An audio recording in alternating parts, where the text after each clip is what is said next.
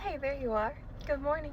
This video is for all the people who thought that we Blue Lulus were completely nuts, crazy, or the most annoying people on the internet. Do you still think that?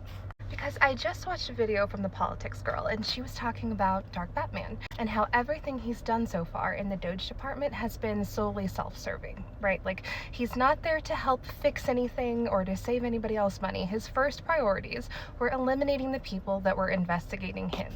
The head of the FAA, the OSHA people, the EPA people, the inspectors general, like those were the first items on his agenda. And then he is there just to make sure that he gets all of his government contracts, which amount to $8 million a day, all the while looting and ransacking the rest of the government so that he can fund himself. And she points out that in the event that he were going in there to actually save money, he would be going in with accountants, not with programmers. And since he's going in with programmers and little black sticks, then that indicates that not only is he not fixing anything financially, but he's hacking into all of our systems.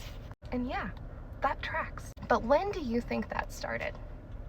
If he has these lofty aspirations of becoming the world's first trillionaire, garnering all of this favor from our foreign adversaries, many of which that we put consequences that started with an S on in the interim in between November and January, if he wanted to become completely and utterly untouchable, what makes you think that he would leave it up to us to decide whether or not we wanted that? You think he would ask us for consent? Because that's what it would mean if he actually kept his hands clean back there in the 11th month. And that's way crazier than anything that we have suggested so far. It's so easy for him to walk in with these pre-programmed sticks and think that he's going to get away with it, because he already has. These conflicts of interest that everybody is talking about this week in terms of his businesses and our government contracts, that's not new. He had the same conflict of interest when he was dabbling in our contest in the first place. This isn't new. His blatant disregard for the law did not start on the 20th of January. We have to be serious about this. And you know, playing Monday morning quarterback is easy. Hindsight is 2020.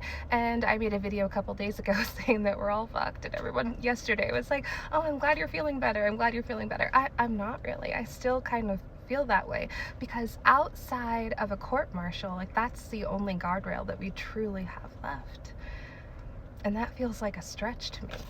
So I'm not making this video just to say that I told you so. I'll probably get a strike, you'll probably get taken right down, but I'm saying it because we have to examine why we couldn't see what was right in front of our faces. Why, as a society, we were more willing to be well-behaved and good little boys and girls than to stop this from happening in the first place. Because there will be another time where the truth feels inconvenient, where it will feel sticky and icky and make you question who you are as a person. Oh, I don't want to be one of those. I don't want to be like them. I'm not a conspiracy theorist. That seems like it's way too far out of the box. But sometimes you have to be willing to be wrong in order to be right. That's one of those massive paradoxes that we see in the world. Your willingness to be incorrect is objectively the only way that you will ever find the truth. Because the truth lies on the other side of whatever paradigm that you have established in your brain. You have to be willing to disrupt that at some point, and if you want to be able to find truth with a big T, yeah? And finding those truths can be very internally destructive. But now we are all able to see, we are in the find out phase of what the consequences of not being willing to be uncomfortable can really be. So keep asking questions. There's nothing wrong with asking questions. There's no such thing as a stupid question. Keep asking questions, because even if you find out that you're wrong, oh well, you still learned something along the way. And maybe you'll learn that you weren't wrong at all. In our case, probably a day late and a dollar short, but what do you think? Do you still think that that was true? Do you think that he asked for our consent to be here, or do you think that he took matters into his own hands? And if you do, it's probably worth talking to your representative about that.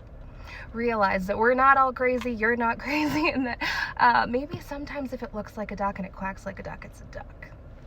Yeah, that's really all we have. We as a collective are more powerful than we are willing to admit to ourselves, and that's all that we have. okay? So wake up. It's go time. If you enjoyed this video, give me a like, comment, and a follow. Join our blue clan. It's nice and cozy over here. Happy Valentine's Day, beautiful friends. I love you so much. Keep your eyes up, keep your feet on the ground. I'll see you next time. Ta-da!